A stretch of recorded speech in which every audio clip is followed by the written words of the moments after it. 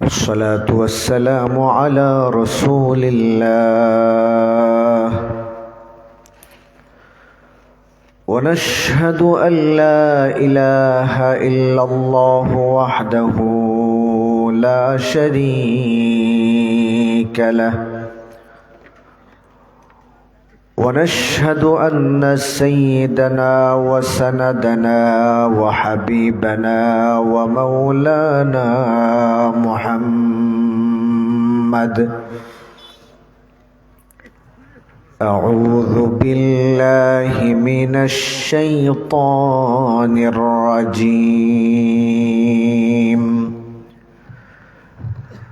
بسم الله الرحمن الرحيم.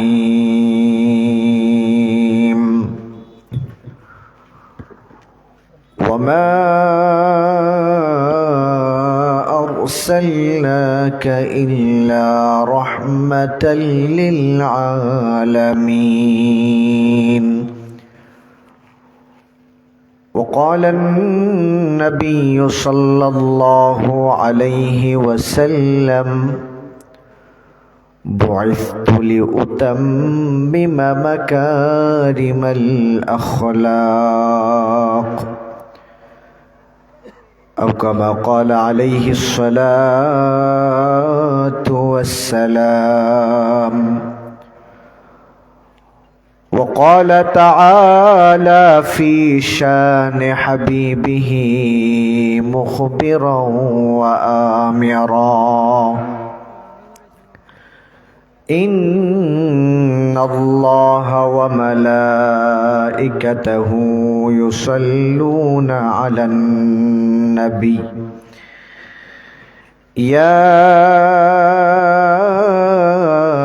أيها الذين آمنوا صلوا عليه وسلموا تسليما. اللهم صل على محمد وعلى آل محمد كما صليت على إبراهيم وعلى آل إبراهيم إنك حميد مجيد. اللهم بارك على محمد وعلى آل محمد كما باركت على إبراهيم وعلى آل إبراهيم إنك حميد مجيد. أما بعد، الحمد لله। কদুপুর আল Fattah ইসলামী যুব পরিষদ এর উদ্যোগে আয়োজিত আজকের এই ষষ্ঠ বার্ষিক তাফসীরুল কোরআন মাহফিলের সম্মানিত সভাপতি বিশিষ্ট আলেমে দ্বীন হযরত মাওলানা মনিরুল ইসলাম দামাত বারকাতুহুমুল আলিয়া, সহসভাপতি হযরত মাওলানা আশরাফুল ইসলাম দামাত বারাকাতুহুমুল আলিয়া সহ উপস্থিত এবং যারা মাইকের আওয়াজ শুনছেন এর ভিতরে অবস্থানরত ওলামায়ে কেরাম, মুরব্বিয়ানে আজম, আমার কলেজার টুকরা যুবক ভাইরা, পর্দানিশীন মা ও বোনেরা, মহান আল্লাহ রাব্বুল আলামিনের শুকরিয়া জ্ঞাপন করছি যিনি আমাদেরকে ফিতনার এই জামানায় কোরআন এবং সুন্নাহর পিপাসা নিয়ে, কোরআন এবং সুন্নাহর প্রতি দরদ, ভালোবাসা, মহাব্বত নিয়ে কোরআনের এই আসরে আসার, বসার, উপস্থিত হওয়ার তৌফিক দান করেছেন। এজন্যে হৃদয়ের সবটুকু ভালোবাসা উজাড় করে ইখলাস, একাগ্রতা, একনিষ্ঠতার সাথে আমরা সকলেই মহান রব্বুল আলামিনের শুকরিয়া আদায় করি, সকলেই পড়ি আলহামদুলিল্লাহ। কুরআনুল কারীমের ছোট্ট একটি আয়াত আপনাদের সামনে পাঠ করেছি। নবী আলাইহিস সালামের অসংখ্য হাদিস থেকে ছোট্ট একটি হাদিসের অংশ আপনাদের সামনে পাঠ করেছি। এই আয়াত আর হাদিসকে সামনে রেখে বিশ্ব মানবতার মুক্তির দিশারি মুহাম্মাদুর রাসূলুল্লাহ সাল্লাল্লাহু আলাইহি ওয়াসাল্লামের জীবনের কিছু অংশ এবং ওনার জীবন আদর্শ এই পৃথিবীবাসীর জন্য মুহাম্মদ সাল্লাল্লাহু আলাইহি ওয়াসাল্লামের কি অবদান, এ ব্যাপারে একটু পর্যালোচনা করার চেষ্টা করব ইনশাআল্লাহ। প্রথমে এলাকাবাসীর কাছে যারা অনেকে আশেপাশে দেখতে পাচ্ছি ঘোরাফেরা করছেন, যেহেতু সময়টি বাদ মাগরিব, সাধারণত আমরা ঘোরাফেরাতেই থাকি, বাদ এশা সাধারণত বয়ান শুনতে আসেন লোকজন। তবু আশপাশে যারা আছেন তাদের কাছে অনুরোধ থাকবে, মাহফিলের প্রথম থেকে নিয়ে এই পর্যন্ত আমরা যেভাবেই যাক, বাকি এখন থেকে নিয়ে শেষ পর্যন্ত আমরা যাতে মাহফিলের সাথে, কোরআনের মাহফিলের সাথে আমরা সম্পৃক্ত থাকতে পারি, সেই দিকটাকে সামনে রেখে সকলকে মাহফিলে উপস্থিত হওয়ার অনুরোধ জানিয়ে আমি আমার আলোচনার দিকে যাচ্ছি ইনশাআল্লাহ। ভূমিকা দেওয়ার মতো সময় নেই, আসলে রাস্তাঘাটে যানজট। সেই সকাল 9:30টায় গাড়িতে উঠে রওনা দিয়েছিলাম, যেখানে স্বাভাবিক গতিতেই 3টা অথবা সর্বোচ্চ 3:30টার মধ্যে এসে পৌঁছার কথা, সেখানে লম্বা কয়েকটি জ্যামের কবলে পড়ে এইমাত্র এসে উপস্থিত হয়েছি। ওইদিকে এশারের আজান মাত্র 45 মিনিট সময় বাকি আছে। অল্প ছোট্ট এই সময়ে আমি চেষ্টা করব যে আয়াত এবং হাদিস আপনাদের সামনে পাঠ করেছি, ওই আয়াত আর হাদিসকে সামনে রেখে নবী আলাইহিস সালামের জীবনের কিছু অংশ এবং কিছু অবদান আমি আপনাদের সামনে পেশ করার চেষ্টা করব ইনশাআল্লাহ। ভূমিকার দিকে যাওয়ার সুযোগ নেই, তবে সংক্ষেপে একটা জিনিস বলি। আল্লাহ রাব্বুল আলামিন পৃথিবীতে সর্বপ্রথম মানব জাতিকে সৃষ্টি করেন নাই, বরং এর আগেও আরো কিছু জাতি সৃষ্টি করেছেন। যেমন উল্লেখযোগ্যদের মধ্যে মানব জাতিকে সৃষ্টি করার আগে আল্লাহ তাআলা জিন জাতিকে সৃষ্টি করেছেন। জিন জাতিকে সৃষ্টি করার আগে আল্লাহ রাব্বুল আলামিন আরো অনেক আগে ফেরেশতাদেরকে সৃষ্টি করেছেন। এই পৃথিবী আল্লাহ রাব্বুল আলামিন একটা হুকুমই যেখানে যথেষ্ট, তারপরেও নিয়ম এবং শৃঙ্খলার ভিত্তিতে আল্লাহ রাব্বুল আলামিন 6 দিন সময় নিয়ে সারাটি পৃথিবী, আসমান, জমিন এবং যত জগৎ আছে সব কিছুকে আল্লাহ রাব্বুল আলামিন একটা সুন্দর সেটিং, সুন্দর একটা শৃঙ্খলের ভিতরে আবদ্ধ করে আল্লাহ রাব্বুল আলামিন পৃথিবীতে এবার সৃষ্ট জীব পাঠানো শুরু করলেন। ফেরেশতা পাঠালেন, জিন পাঠালেন, মানব জাতি পাঠালেন। সেই ইতিহাসের দিকে যাওয়ার সুযোগ নেই। তো আল্লাহ তাআলা এই দুনিয়াতে যখন থেকে প্রাণীকুল সৃষ্টি শুরু করলেন, মাখলুকাত, তখন থেকেই যুগে যুগে সময়ে সময়ে আল্লাহ রাব্বুল আলামিন তার কিছু প্রতিনিধি নিযুক্ত করেছেন। মানব জাতির সূচনা, সেই ইতিহাসের দিকে যাওয়ার সুযোগ নেই। সেই সূচনা লগ্নে পৃথিবীর প্রথম মানুষ, আপনার বাবা আমার বাবা আদম আলাইহিস সালামকে দুনিয়াতে প্রেরণ করেছেন সাধারণ কোনো মানুষ হিসাবে নয়, বরং তিনিও আল্লাহর পক্ষ থেকে বিশেষ একটি মহান একটি দায়িত্ব কাঁধে নিয়ে এসেছিলেন। সেটি হলো নবুয়তের দায়িত্ব। সর্বোপরি আদম আলাইহিস সালামকে এবং আদম আলাইহিস সালামের যত সন্তান কিয়ামত পর্যন্ত আসবে প্রত্যেককে আল্লাহ রাব্বুল আলামিন তার পক্ষ থেকে খলিফা তথা প্রতিনিধি হিসাবে আল্লাহ তাআলা মনোনীত করেছেন, নির্বাচিত করেছেন এবং ঘোষণা দিয়েছেন।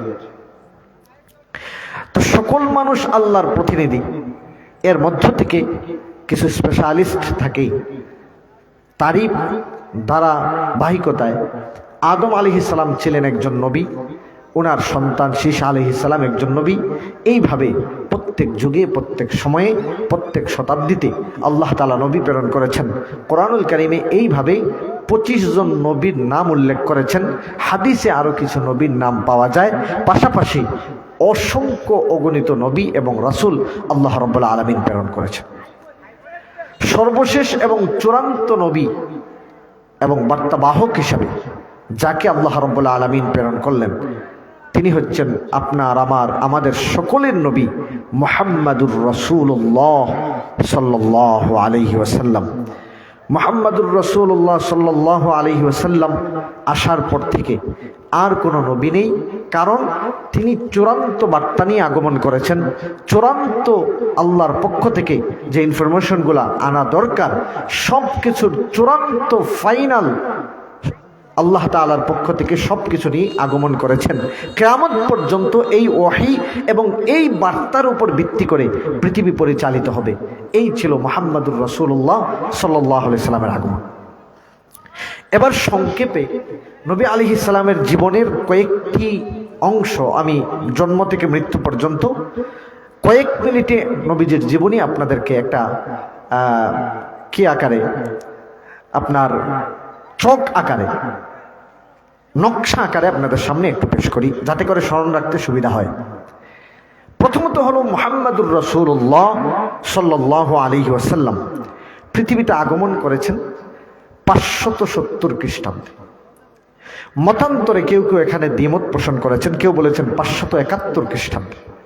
দুনিয়া থেকে বিদায় নিয়েছেন 632 খ্রিস্টাব্দের শেষ দিকে। তাহলে নবীজি মাঝখানে সময় পেয়েছেন 63 বছর। এই 63 বছরের জীবনী নবী আলাইহিস সালামকে আল্লাহ রাব্বুল আলামিন এত সম্মান, এত মর্যাদার অধিকারী করেছেন। কোরআনুল কারীম খুললে অসংখ্য আয়াত পাওয়া যায় নবীজির সম্মান এবং মর্যাদা নিয়ে। হাদিস করলে অসংখ্য হাদিস পাওয়া যায় বাস্তবতার আলোকে। এবং আজ পর্যন্ত ইতিহাস পর্যালোচনা করলে নবী আলাইহিস সালামের চেয়ে পৃথিবীতে শ্রেষ্ঠ কোনো ব্যক্তি, শ্রেষ্ঠ কোনো মাখলুক নবী আলাইহিস সালামের আগেও আগমন করেন নাই, নবীজির পরেও কেউ আগমন করবেন না।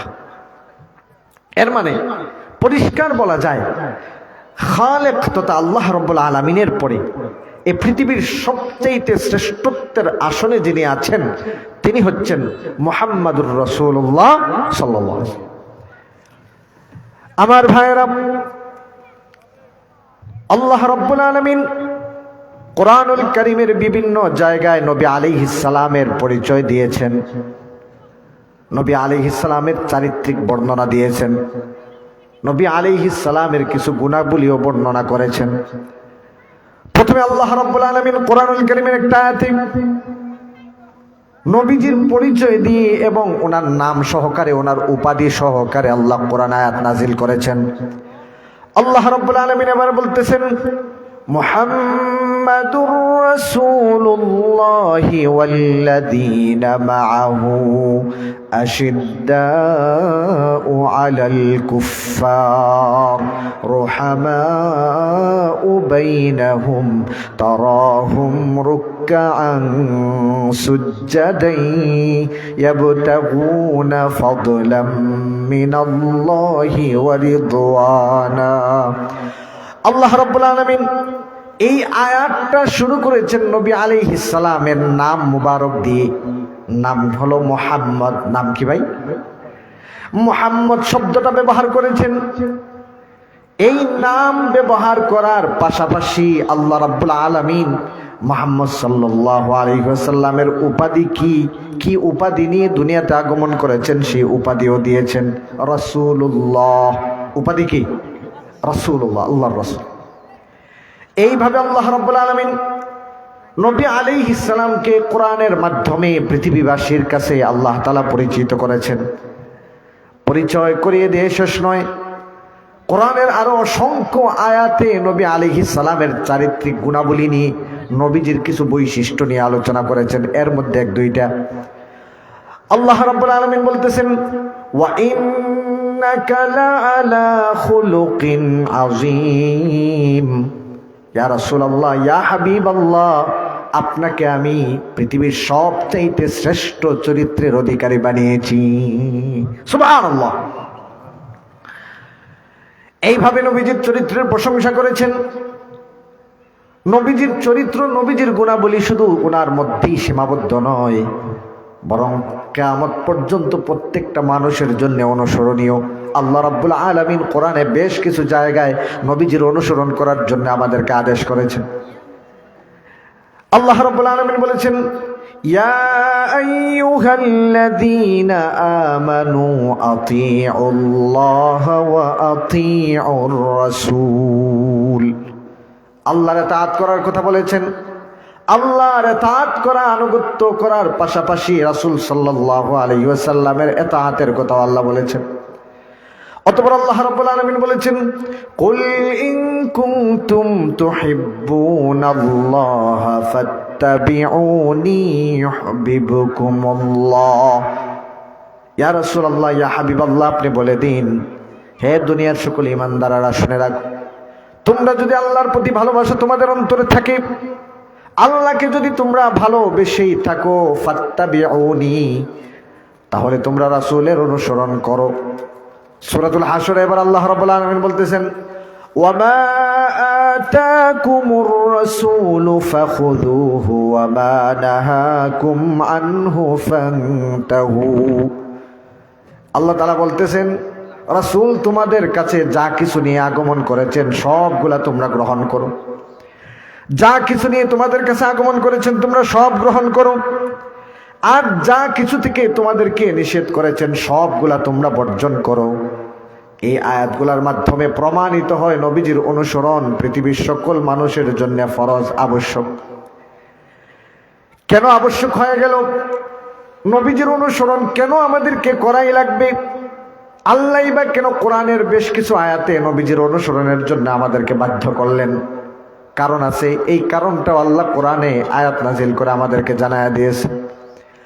এবার আল্লাহ রাব্বুল আলামিন বলতেছেন, লাকাদ কানা লাকুম ফি রাসূলিল্লাহি উসওয়াতুন হাসানাহ লিমান কানা ইয়ারজুল্লাহ ওয়াল ইয়াউমাল আখির।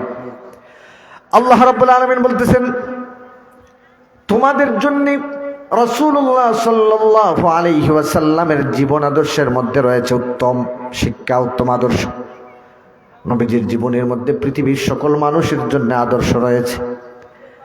নবী আলাইহিস সালাম কেমন আদর্শবান, আল্লাহ রাব্বুল আলামিন আরেকটা আয়াতের মাধ্যমে, যে আয়াতটি আমি খুতবায় তেলাওয়াত করেছি, এই আয়াতের মাধ্যমে নবীজি কত বড় নিয়ামত আমাদের জন্য সেই কথা আল্লাহ বুঝালেন। আল্লাহ রাব্বুল আলামিন এবার বলতেছেন, ওয়ামা আরসালনাকা ইল্লা রাহমাতাল লিল আলামিন। ইয়া রাসূলুল্লাহ, ইয়া হাবিবাল্লাহ, আমি আপনাকে বিশ্ববাসীর জন্যে, সকল জাহানের জন্যে, সকল জগতের জন্যে আপনাকে রহমত বানাইয়া আমি সকলের জন্য পাঠিয়েছি। সুবহানাল্লাহ। বিশ্ববাসীর জন্যে নবী আলাইহিস সালাম রহমত। আমার ভাইরা বাবারা, এজন্য আল্লাহর কাছে নবীজির সম্মান অনেক, নবীজির সম্মান অনেক। পৃথিবীর কিছু মানুষ নবীজির সম্মান বুঝে সম্মান করেছে, যারা নবীজিকে সম্মান করেছে তাদের সম্মান আল্লাহ বাড়ায়া দিয়েছেন। আবু বকর রাদিয়াল্লাহু তাআলা আনহু নবীজিকে সম্মান করেছেন, ওমর রাদিয়াল্লাহু আনহু নবীজিকে সম্মান করেছেন। এইভাবে সকল সাহাবায়ে কেরাম যারা ঈমানদার হয়েছিলেন নবীজিকে দেখে দেখে, তারা নবীজিকে সম্মান দিয়েছেন, আল্লাহ তাদেরকে সম্মানিত করেছেন। এমন সম্মান দিয়েছেন পৃথিবীতে নবী রাসূলের পরে সাহাবারা হচ্ছেন সবচেয়ে বেশি সম্মানী। সুবহানাল্লাহ। এমন সম্মানী আল্লাহ রাব্বুল আলামিন নাম ধরে ধরে বিভিন্ন সাহাবাদের ব্যাপারে বলেছেন, অমুক জান্নাতি, অমুক জান্নাতি, নবীজির মাধ্যমে বলিয়েছেন। নাম ধরে ধরে তো বলিয়েছেন, নাম ধরে ধরে নবীজির মাধ্যমে ঘোষণা করিয়েছেন। এইভাবে ঘোষণা করার পরে আল্লাহ কোরআনে আয়াত নাজিল করে আমভাবে সকল সাহাবাদেরকে জান্নাতি হিসাবে আল্লাহ রব্বুল আলামিন কোরআনে স্বীকৃতি দিয়েছেন। সুবহানাল্লাহ। সকল সাহাবায়ে কেরামের উপর আল্লাহ সন্তুষ্ট হয়ে জান্নাতের সার্টিফিকেট অটো। তাহলে আল্লাহ রব্বুল আলামিন নবীজিকে কত সম্মান দিয়েছেন। যেই নবীকে সম্মান দিলেও সম্মান বেড়ে যায়। আর যারা নাকি নবীজিকে সম্মান করতে পারে নাই, আল্লাহ পৃথিবীতে তাদেরকে লাঞ্ছিত করেছেন, অপমানিত করেছেন। এর কয়েকটা উদাহরণ আপনাদের সামনে কোরআন থেকে পেশ করি। আল্লাহ রাব্বুল আলামিন পৃথিবীর কত মানুষ আল্লাহকে কটূক্তি করে, আল্লাহকে নিয়ে সমালোচনা করে, আল্লাহকে গালিগালাজ করে, সব সমালোচনার জবাব আল্লাহ কোরআনে দেন নাই। কিন্তু পৃথিবীর মানুষ যখনই নবীর সাথে বেয়াদবি করেছে, আল্লাহ রাব্বুল আলামিন সহ্য করতে পারেন না, এই কোরআনে আয়াত নাজিল করে বেয়াদবির জবাব দিয়েছে। পৃথিবীর মানুষ তৎকালীন কাফেরেরা নবীজির সাথে কিছু বেয়াদবি করেছিল। এর মধ্যে একটা বেয়াদবি, নবীজিকে একটা কটূক্তি করেছিল। কারণ নবী আলাইহিস সালামের কোনো পুত্র সন্তান বড় হয় না। ছোটবেলায় অপ্রাপ্ত থাকতেই পুত্র সন্তান দুনিয়া থেকে মারা যায়। এজন্য আমাদের সমাজে যদি কারো পুত্র সন্তান না হয়, জন্ম যদি না হয়, অথবা পুত্র সন্তান যদিও হয়, ছোটবেলায় যদি মারা যায়, সমাজের লোকজন তাকে লেজ কাটা বলে, নির্বংশ বলে, আটকুরা বলে, বলে কি বলে না? মক্কার কাফেররা সেই কাজটাই করলো। নবী আলাইহিস সালামকে কটূক্তি করলো, আটকুরা বলে গালি দিল, নির্বংশ বলে গালি দিল। আল্লাহ রাব্বুল আলামিন নবী আলাইহিস সালামকে এত ধৈর্য দিয়েছেন, এত ধৈর্য দিয়েছেন। নবীজি এই গালির জবাব নবীজি নিজে দেন নাই, সবর করেছেন, ধৈর্য ধারণ করেছেন। নবীজি ধৈর্য ধারণ করেছেন, কিন্তু আল্লাহ ধৈর্য ধরতে পারেন নাই।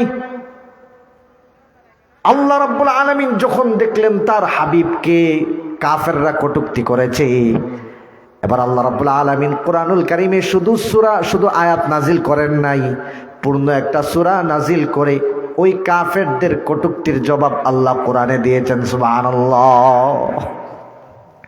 এবার আল্লাহ রাব্বুল আলামিন কোরআনুল কারীমের সূরাতুল কাউসার নাজিল করে দিলেন। ইন্না আ'তাইনাকাল কাউসার ফাসাল্লি লিরাব্বিকা ওয়ানহার ইন্না শানিআকা হুয়াল আবতার। গালির জবাব দিবেন আল্লাহ কোরআনের সূরা নাজিল করতেছেন, 3 আয়াতের সূরা, কোরআনের সবচাইতে ছোট্ট সূরা, কোরআনুল কারীমের সবচাইতে চমৎকার ছোট্ট সহজ একটা সূরা। এই সূরাতে 3টা ভাগ করেছেন, 3টা আয়াত নাজিল করেছেন, 3টা কথা আল্লাহ বলেছেন। কাফেরদের গালির জবাব, কটূক্তির জবাব শেষ আয়াতে দিয়েছেন। এর আগে আল্লাহ রাব্বুল আলামিন নবীজিকে ধৈর্য ধারণ করেছেন, গালির জবাব দেন নাই, সবর ইখতিয়ার করেছেন।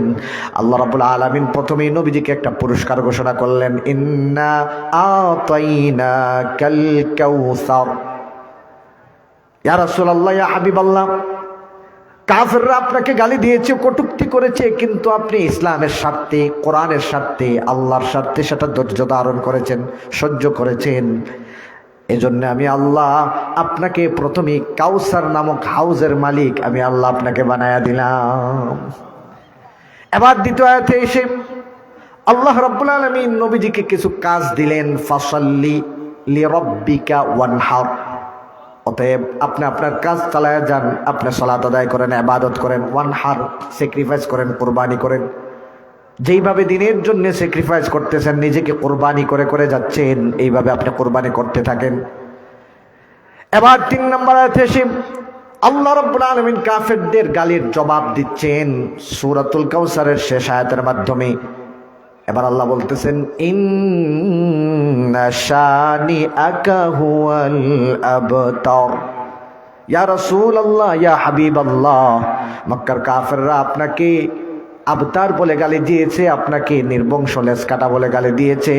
আমি আল্লাহ আরশ থেকে ঘোষণা দিলাম, প্রকৃতপক্ষে আপনি লেজ কাটা নির্বংশ নন, যারা আপনাকে গালি দিয়েছে তারাই বরং নির্বংশ লেজ কাটা। সুবহানাল্লাহ। এটা প্রমাণিত। আজকে পৃথিবীতে 250 কোটি মানুষ আজও যারা নবী আলাইহিস সালামের উম্মত দাবি করে, নবীজির অনুসারী দাবি করে, আর যারা নবীজিকে কটূক্তি করেছিল, নির্বংশ, লেজ কাটা, আটকোড়া বলে, পৃথিবীতে একটা মানুষ নাই যে বলবে আমি সেই আবু জেহেলের অনুসারী। সুবহানাল্লাহ। কোরআনে সেটা বাস্তবায়িত হয়েছে। আল্লাহ কোরআনে যা বলেছেন বাস্তব সমাজে সেটাই আজকে পাওয়া যাচ্ছে। কিয়ামত পর্যন্ত সেই প্রমাণ এবং সেই বাস্তবতা থাকবে কি থাকবে না? আমার ভাইরা বাবারা, এটা সামষ্টিক একটা কটূক্তির কথা বললাম।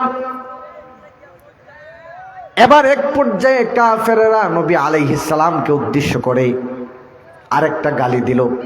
নবীজিকে বলল পাগল। নাউজুবিল্লাহ পরে। আজকে উম্মতে রাসূল নবীজিকে কটূক্তি করার কথা শুনলেও গায়ে আগুন লাগে না। এমনি তো আমরা আশিক রাসূল, নবীজির প্রতি প্রেম, ভালোবাসা, মহব্বতের অভাব নেই, কিন্তু নবীজির আঘাত, নবীজির আদর্শের উপরে, নবীজির চরিত্রের উপরে, নবীজির সম্মানের উপরে পৃথিবীর আনাচে কানাচে, এমনকি এদেশেও সময়ে সময়ে কত নাস্তিক, কত মুরতাদ নবীজির সম্মানে আঘাত করে।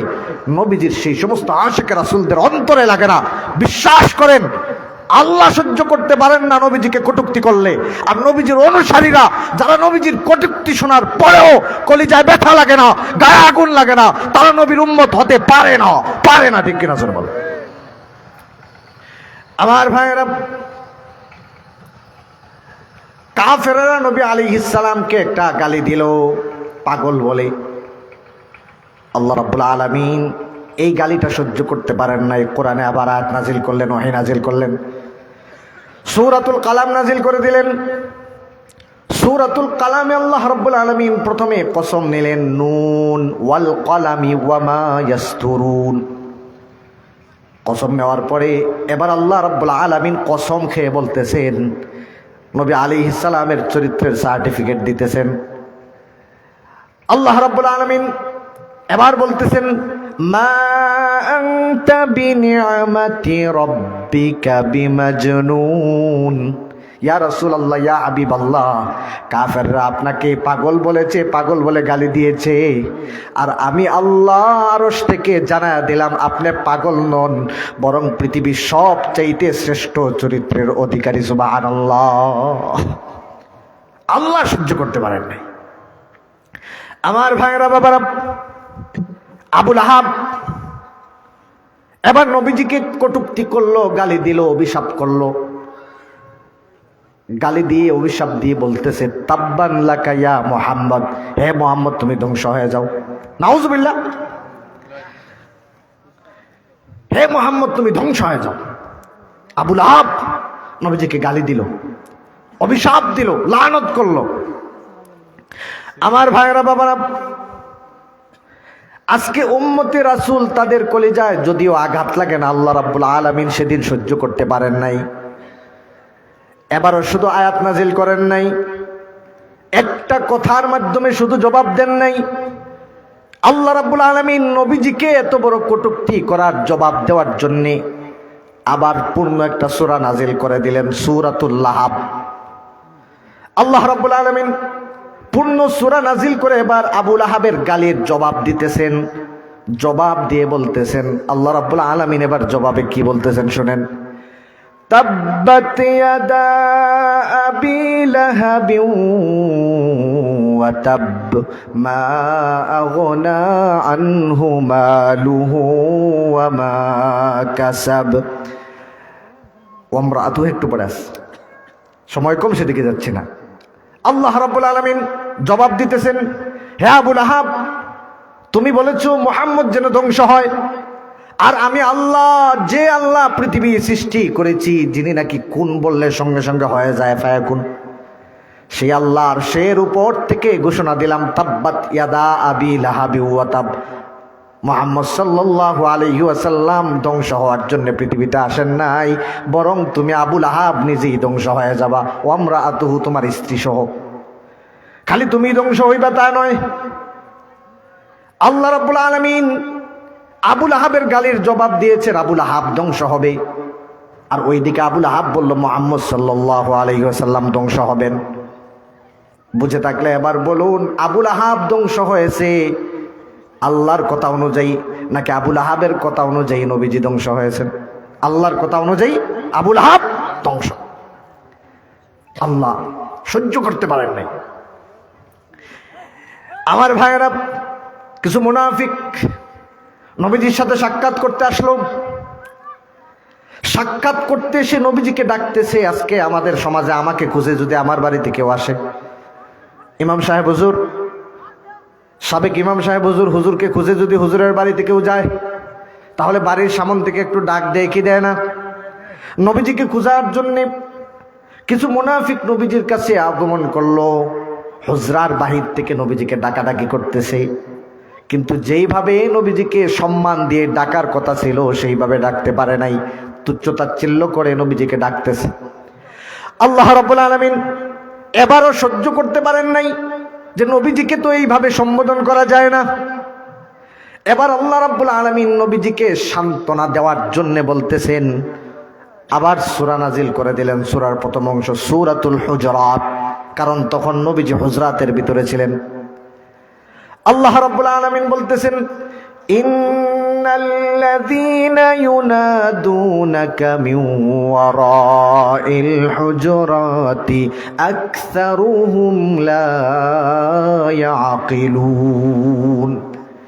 ইয়া রাসূলুল্লাহ, ইয়া হাবিবাল্লাহ, যারা নাকি হুজরাতের পিছন থেকে, হুজরার বাহির থেকে আপনাকে ডাকাডাকি করতেছে, সম্মানজনকভাবে আহ্বান করতেছে না, ডাকতেছে না, তুচ্ছতাচ্ছিল্য করে আপনাকে ডাকাডাকি করতেছে, আমি আল্লাহ আরশের উপর থেকে ঘোষণা দিলাম, আকসারুহুম লা ইয়াকিলুন, যারা নাকি নবীজিকে সম্মান দিয়ে ডাকতে পারে নাই তারা অধিকাংশই হলো ব্যাকল, তাদের কোনো আক্কল নাই। সুবহানাল্লাহ।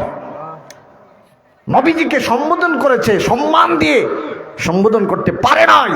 আল্লাহ সেই দৃশ্যটাও সহ্য করতে পারেন না। কোরআনে আয়াত নাজিল করার মাধ্যমে তাদের জবাব আল্লাহ কোরআনে দিয়েছে। আমার ভাইয়েরা, বাবারা, এই তো গেল মুনাফিকদের কথা। এবার সাহাবায়ে কেরাম, ইমানদারেরা নবীজির সামনে কথা বলে।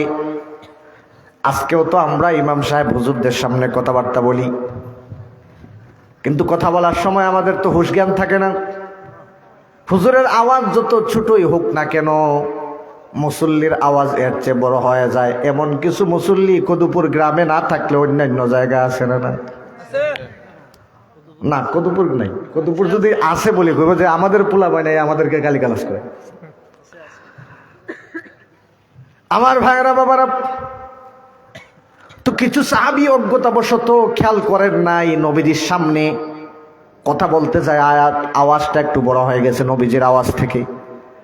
আল্লাহ রাব্বুল আলামিন সেই দৃশ্যটাও সহ্য করতে পারেন নাই। এবার আল্লাহ রাব্বুল আলামিন কোরআনে সূরাতুল হুজরাতের প্রথম দিকের আয়াত নাজিল করে এবার আল্লাহ তাআলা সতর্ক করতেছেন ঈমানদারদেরকে উদ্দেশ্য করে। আল্লাহ তাআলা বলতেছেন, ইয়া আইয়ুহাল্লাযীনা আমানু লা তারফাউ আসওয়াতাকুম ফাওকা সাওতিন নাবী ولا تجهروا له بالقول كجهر بعضكم لبعض أن تحبط أعمالكم। আল্লাহ রাব্বুল আলামিন এবার বলতেছেন, হে দুনিয়ার ঈমানদারেরা, তোমাদেরকে আমি সতর্ক করে জানায়া দিতে চাই, লা তারফাউ আসওয়াতাকুম, তোমাদের আওয়াজটা যাতে বড় না হয়, উঁচু না হয়, ফাওকা সাউতিন নবী, নবীজির আওয়াজ থেকে যাতে তোমাদের আওয়াজ বড় না হয়। সুবহানাল্লাহ। নবীজির আওয়াজ থেকে আওয়াজ একটু বড় হবে, সেই দৃশ্যটাও আল্লাহ সহ্য করতে পারেন না। কত সম্মান আল্লাহ নবীজিকে দিয়েছেন। আমার ভাইয়েরা, বাবারা, এইভাবে বলতে থাকলে কোরআনুল কারীমের অসংখ্য গণিত জায়গা এমন আছে আল্লাহ রাব্বুল আলামিন নবীজির প্রশংসা করেছেন, নবীজির সম্মানের বর্ণনা দিয়েছেন, নবীজির মর্যাদার বর্ণনা দিয়েছেন। তাই তো একজন ঈমানদার তার জীবনের চেয়েও নবীজিকে বেশি ভালোবাসা লাগবে। আন-নাবিয়্যু আওলা বিল মুমিনিনা মিন আনফুসিহিম, এই কথা আল্লাহ কোরআনে জানায়া দিয়েছেন। হে ঈমানদারেরা, আন-নাবিয়্যু আওলা বিল মুমিনিনা মিন আনফুসিহিম, ইমানদারদের কাছে তাদের জীবনের চেয়েও নবীজির দাম কম হবে না বেশি? তার জীবনের চেয়েও যদি বেশি হয়ে যায়, নিজের জীবনের চেয়ে তো বাবা মায়ের জীবন বড় না, নিজের জীবনের চেয়ে তো কেউ স্ত্রীর জীবনকে বড় মনে করে না, নিজের জীবনের চেয়ে তো কেউ সন্তানের জীবনটাকে বড় মনে করতে পারে না সাধারণত।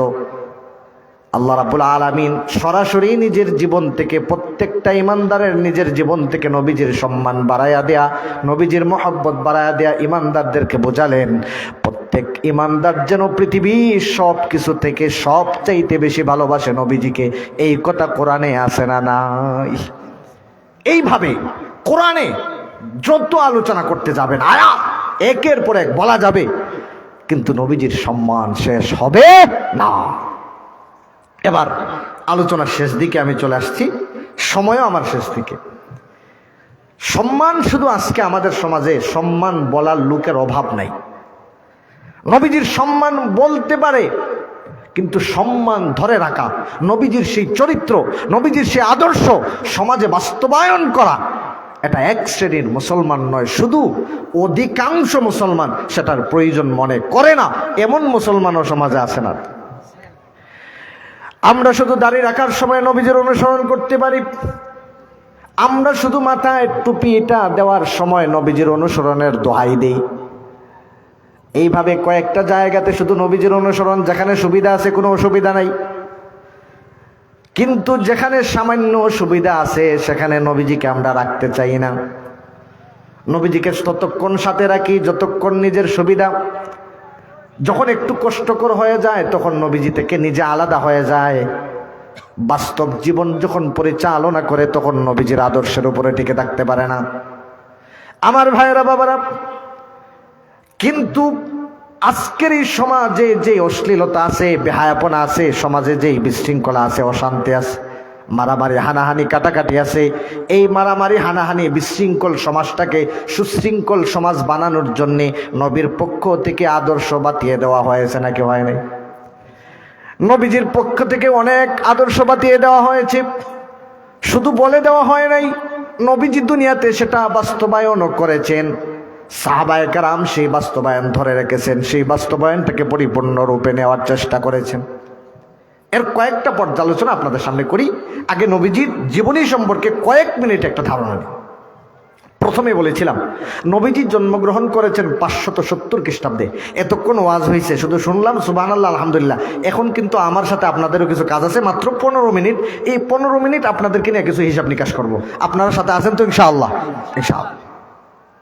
খেয়াল করেন, জন্মগ্রহণ করেছেন 570 খ্রিস্টাব্দে, দুনিয়া থেকে বিদায় নিয়েছেন 632 খ্রিস্টাব্দের শেষ দিকে, মাঝখানে 63 বছর। কয় বছর? এই 63 বছরের জীবন, প্রথমত লম্বা আলোচনা, শুধু নকশাটা আপনাদেরকে বলছি। প্রথমত 2 ভাগ। এর আগে আরো কিছু কথা ছিল, আমি ডিরেক্ট চলে গেলাম সেখানে। একটা হলো নবুয়তের আগে, আর একটা হলো নবুয়তের পরে। নবীজি জন্মগ্রহণ করেছেন 570 খ্রিস্টাব্দে, মতান্তর 71। আর নবুয়ত প্রাপ্ত হয়ে নবী এবং রাসূল হিসাবে স্বীকৃতি, সামাজিকভাবে নবীজি রাসূল হিসাবে এসেছেন 510 খ্রিস্টাব্দে। কত খ্রিস্টাব্দে? 610 খ্রিস্টাব্দে, মাঝখানে 40 বছর। 610 খ্রিস্টাব্দে নবুয়তের দায়িত্ব কাঁধে নিলেন, 632 খ্রিস্টাব্দে দুনিয়া থেকে বিদায় নিলেন, মাঝখানে 23 বছর। কয় বছর? 23। এই 23 বছরের জীবনীতে আমরা ডাইরেক্ট চলে গেলাম 40 বছর বাদ, আপাতত সময় কম। 40 বছর শেষ হওয়ার পরে যখন পরবর্তী 23 বছর হাতে নিলাম, এই 23 বছর আবার 2 ভাগ। কয় ভাগ? 2 ভাগ। 2 ভাগের প্রথম ভাগ 610 খ্রিস্টাব্দ থেকে 622 খ্রিস্টাব্দের শেষ দিক পর্যন্ত নবীজি মক্কায় নবুয়তের দায়িত্ব পালন করেছেন, মাঝখানে 13 বছর। কয় বছর? 622 খ্রিস্টাব্দের শেষ দিকে মদিনায় হিজরত করে যায়, 632 খ্রিস্টাব্দের শেষ দিকে দুনিয়া থেকে বিদায় নিলেন, মাঝখানে 10 বছর। কয় বছর? 10। মাক্কি জীবনের 13 বছর আবার 4টা ধাপ। কয়টা? এই নকশাটা মুখস্থ রাখবেন, কারণ নবীজিকে জানা, নবীজি সম্পর্কে, নবীজিকে চিনা, নবীজি সম্পর্কে সকল ইনফরমেশন, নবীজির আদর্শ, নবীজির জীবনী জানা আমাদের জন্য সুন্নত না ফরজ? অনেকে কয় সুন্নত। যাকে অনুসরণ করা ফরজ তাকে জানাও, আর নবীজিকে তো অনুসরণ করা আমাদের জন্য ফরজ, সুতরাং নবীজিকে জানাও আমাদের জন্য আবশ্যক। সে আবশ্যক কাজটা আজকে আমাদের কয়জন ইমানদারের জানা আছে? আজকে কত মানুষকে আমরা চিনি, কত অমুসলিম খেলোয়াড়দেরকে আমার যুবক ভাইরা, মুসলিম যুবকরা চিনে, কত অমুসলিম নায়ক নায়িকা, গায়ক গায়িকাদেরকে মুসলিম যুবক আর যুবতীরা তাদের জীবনী সম্পর্কে এত কিছু জানে, নবীজি সম্পর্কে তার অর্ধেকও জানে না। এমন কিছু যুবক যুবতী অত্র গ্রামে কদুপুর না থাকলেও অন্যান্য জায়গায় আছে না নাই? এবার খেয়াল করে শোনেন, মাক্কি জীবনের 13 বছর 10 খ্রিস্টাব্দ 610 খ্রিস্টাব্দ থেকে 22 খ্রিস্টাব্দের শেষ দিক পর্যন্ত এই 13 বছর হলো 4টি ধাপে। প্রথম ধাপ, নবীজি প্রথম 3 বছর মক্কায় গোপনে দাওয়াতি কাজ করেছেন। কিভাবে? গোপনে। পরবর্তী 4 বছর মক্কায় প্রকাশ্যে দাওয়াতি কাজ করেছেন, ইসলামের দাওয়াত দিয়েছেন। 3 আর 4 কত? 7 বছর। তৃতীয় ধাপে নবী আলাইহিস সালাম 3 বছর অবরুদ্ধ অবস্থায় সে আবি তালিবই ছিলেন। তাহলে তৃতীয় ধাপে নবীজির বন্দি জীবন, কারাবরণের জীবন, অবরুদ্ধের জীবন। তাহলে আমরা এখন 7 আর 3 কত বছর? 10। অতঃপর সে আবি তালিব থেকে বের হওয়ার পর থেকে আরও 3 বছর মক্কা নয়, শুধু মক্কা সহ আরও আশপাশে আবিসিনিয়াতে, তারপরে আপনার তায়েফে, তারপরে ইয়াসরিব বর্তমান মদিনা মুনাওয়ারা, সেই এলাকাগুলাতে পর্যন্ত নবী আলাইহিস সালাম দাওয়াতি কার্যক্রম পরিচালনা করেছেন। এই হলো 3 বছর আর আগের 10 বছর, মোট 13 বছর। তাহলে মাক্কি জীবনের 13 বছর আমরা পাইলাম কি পাইলাম না? পাইলাম। এবার সরাসরি চলে যাব কোথায়? মাদানী জীবনে। এত সংক্ষেপে বলতেছি শুধু মুখস্থ রাখার জন্যে, বুঝার জন্য। আমার ভাইয়েরা, নবী আলাইহিস সালাম মাক্কি জীবনে 13 বছর দাওয়াতি কাজ করেছেন, নবুয়তের দায়িত্ব পালন করেছেন, রিসালাতের দায়িত্ব পালন করেছেন। তখন নবীজির সাথে কোনো রাষ্ট্র শক্তি ছিল না। নবীজি তখন সবচাইতে বড় মাজলুম ছিলেন পৃথিবীতে, এর চেয়ে বড় মাজলুম আর কেউ ছিল না। আরে বাবাও নাই, মাও দুনিয়াতে নাই, দাদাও দুনিয়াতে নাই, নানাও দুনিয়াতে নাই। আপনজন যারা আছে প্রায় সকলেই শত্রু। নিজের বংশের লোকজন নিজের শত্রু, নিজের খেলার সাথীরা পর্যন্ত নিজের শত্রু হয়ে গেছে। কতভাবে নির্যাতিত হয়েছেন সেই নির্যাতনের বিবরণ দেওয়ার সুযোগ নাই। নবী আলাইহিস সালাম এই 13 বছর দাওয়াতি কাজ শেষ করার পরে লম্বা ইতিহাস সেদিকে যাওয়ার সুযোগ নাই। নবীজি তায়েফে চেষ্টা করলেন, তায়েফে আরো বেশি নির্যাতিত হলেন। আবিসিনিয়ায় নবী আলাইহিস সালাম সাহাবায়ে কেরামের একটা কাফেলা আবিসিনিয়ায় পাঠালেন দাওয়াতি কাজের জন্যে, এবং সেখান থেকে আবিসিনিয়া ইসলাম প্রতিষ্ঠা করার চেষ্টা করেছেন, সেখানেও সম্ভব হয় নাই। এক পর্যায়ে নবীজি ইয়াসরিব, তৎকালীন বর্তমান মদিনা মুনাওয়ারায় নবীজি দাওয়াতি কার্যক্রম শুরু করেন। আল্লাহ রাব্বুল আলামিন নবীজির এই চেষ্টা, নবীজির এই শ্রম, নবীজির এই কর্মপন্থাকে কবুল করে নবীজিকে মদিনার প্রেসিডেন্ট হিসাবে আল্লাহ মনোনীত করেছেন। সুবহানাল্লাহ। মদিনায় যখন নবীজি যান, কথাগুলো একটু খেয়াল করে সূক্ষ্মভাবে শোনা লাগবে, না হলে কিচ্ছু বুঝবেন না। পরবর্তীতে আমরা গালিগালাজ করবেন, আইছিল পোলাটা কি কয়ে গেছে কিচ্ছু বুঝি নাই।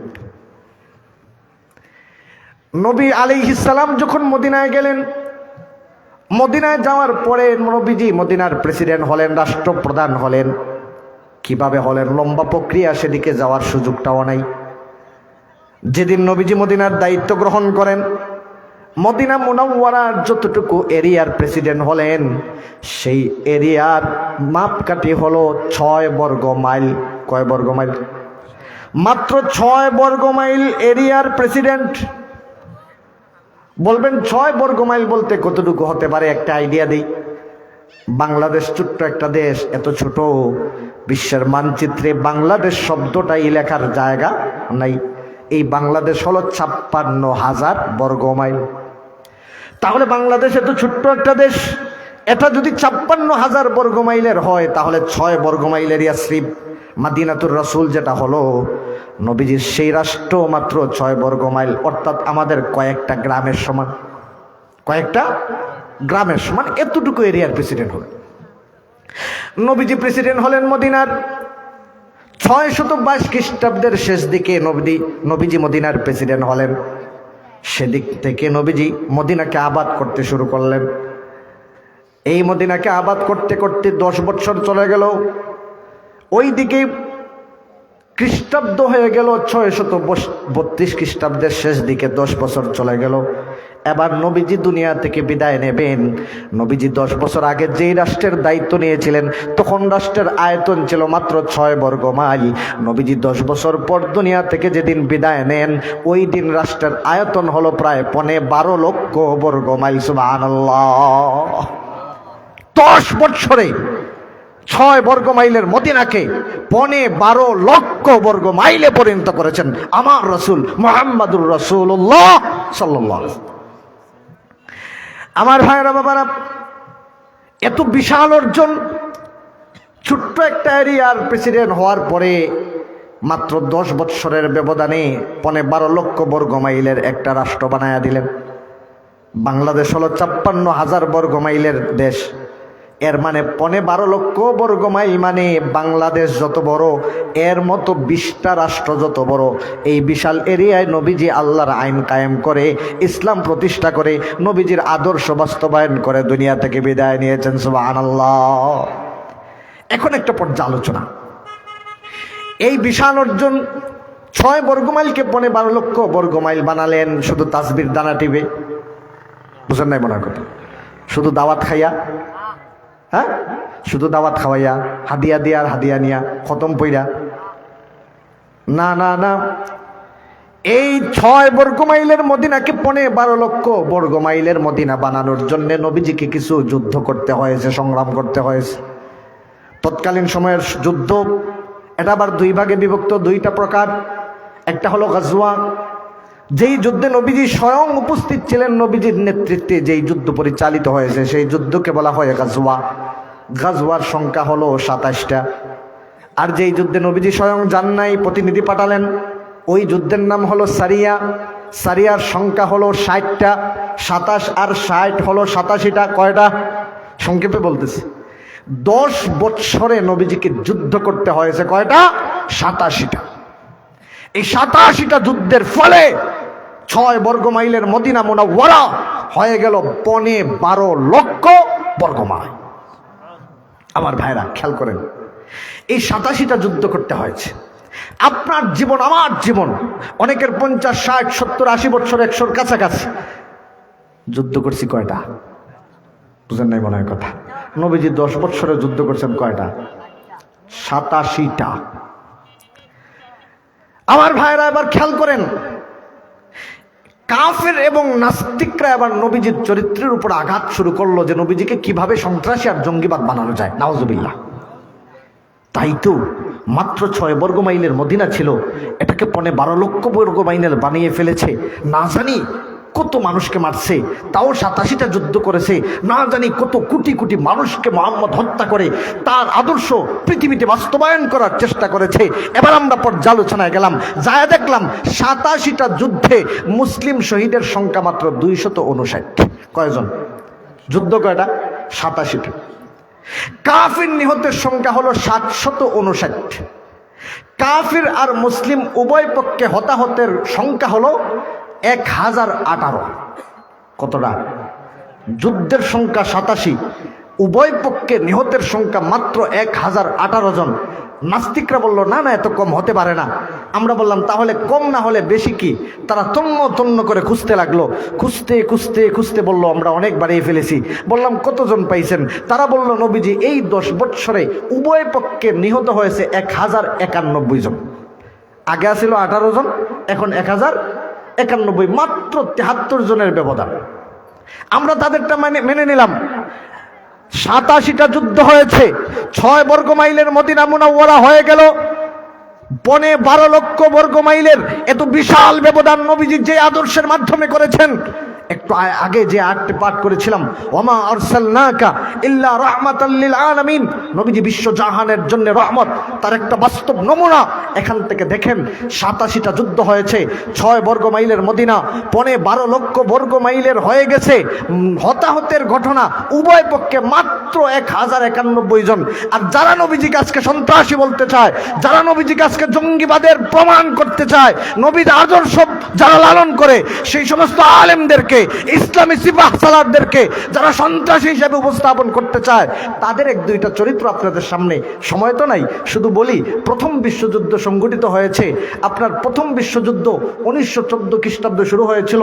এই প্রথম বিশ্বযুদ্ধ যেটা নাকি পশ্চিমাদের ঘরোয়া একটা যুদ্ধ ছিল, এই যুদ্ধটাকে সারা বিশ্বে ছড়িয়ে ছিটিয়ে প্রথম বিশ্বযুদ্ধে শুধু একটা যুদ্ধে তারা মানুষ হত্যা করেছে 4 কোটি মানুষ।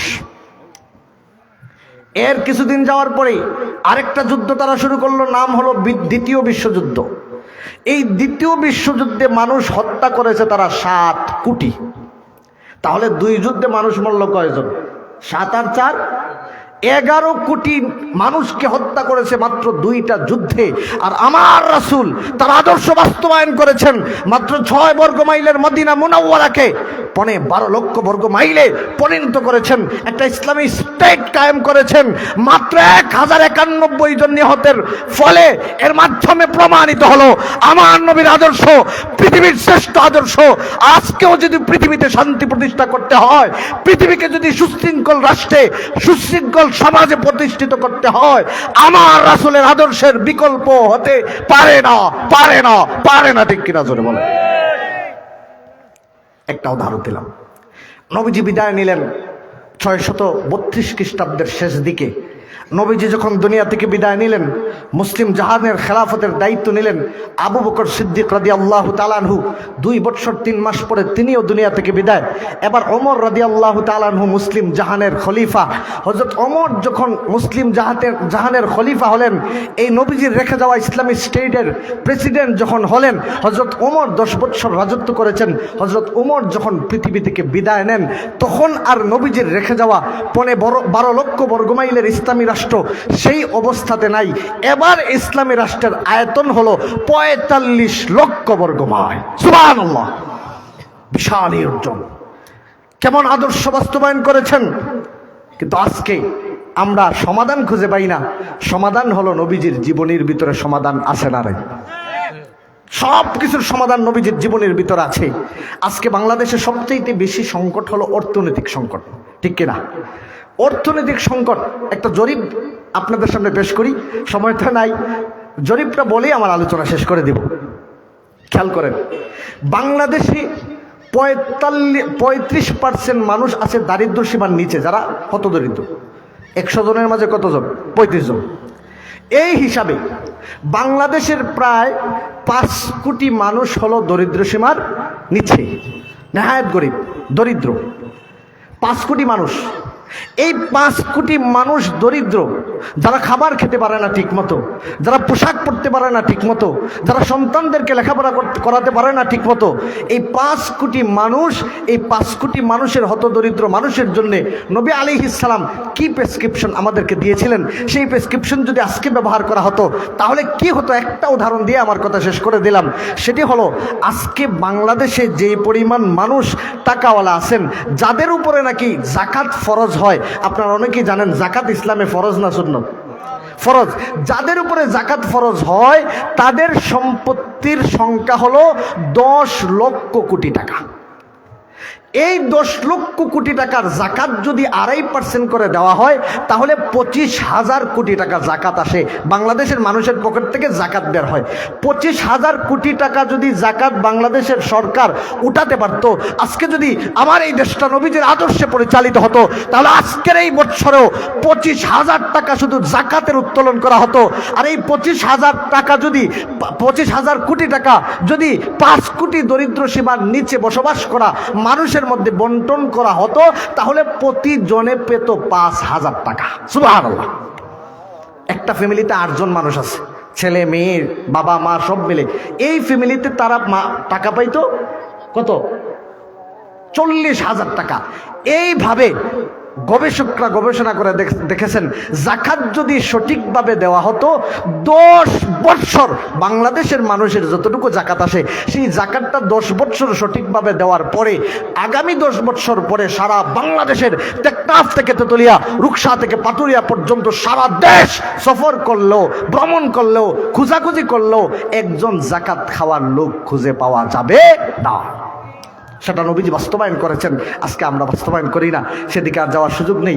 আজান যেহেতু হয়ে গেছে, বিভিন্ন মসজিদে নামাজ হবে, সময় আর লম্বা করা ঠিক হচ্ছে না। আমি আপনাদের সকলের কাছে তো আছে, আপনারা বিশেষ করে এই মাগরিবের পরে যেখানে উপস্থিতি থাকার কথা নয়, সেখানে এত পরিমাণ উপস্থিত হয়েছেন, সেই তুলনায় আলহামদুলিল্লাহ আপনাদের কাছে কৃতজ্ঞ। আল্লাহ রাব্বুল আলামিন যেন আমাদের এই আশার বসাকে কোরআনের উসিলায় নবী আলাইহিস সালামের মহব্বতে নবীজির অনুসারী হিসেবে আল্লাহ কবুল করে আমাদের সবাইকে যেন নবীর সাথে জান্নাতি হিসেবে কবুল করেন, সবাই বলে আমিন। আল ফাতাহ ইসলামী যুব পরিষদকে মোবারকবাদ জানিয়ে এলাকার সকল ওলামায়ে কেরাম, মুরব্বিয়ানে আজম সহ সকলে একসাথে মিলেমিশে থাকার প্রত্যাশা রেখে আমি আমার কথা শেষ করছি। আসসালামু আলাইকুম ওয়া রাহমাতুল্লাহি ওয়া বারাকাতুহু।